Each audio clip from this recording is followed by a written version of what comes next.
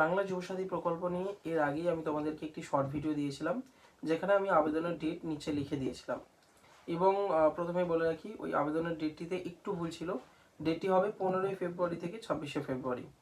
এবং তোমাদের কাছ থেকে বেশ কিছু আবারও নতুন প্রশ্ন পেয়েছি। এক নম্বর প্রশ্ন হচ্ছে যে যুবসাথী প্রকল্প কি শুধুমাত্র ছেলেদেরই জন্য? একদমই না। যুবসাথী প্রকল্পে ছেলে মেয়ে উভয়ই আবেদন করতে পারবে।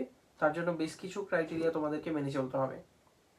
প্রথমত হচ্ছে, আবেদনকারীকে অবশ্যই মাধ্যমিক পাস হতে হবে এবং আবেদনকারীর বয়স 21 থেকে 40 বছর বয়সের মধ্যে হতে হবে। আবেদনকারী কোনো রকম সরকারি বা বেসরকারি সংস্থানে চাকরি করলে কিন্তু এই আওতার অন্তর্ভুক্ত হতে পারবে না।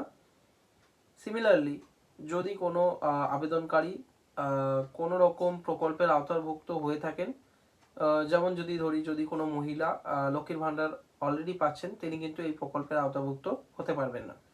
এছাড়াও বেশ কিছু ডকুমেন্টস তোমাদের লাগবে এই বাংলা যুবসাথী প্রকল্পে আবেদন করার জন্য। সেগুলো একটু পরপর বলে দিচ্ছি। প্রথমত তোমাদের লাগবে 1 copy colour passport size photo. 2 নম্বর হচ্ছে আধার কার্ড।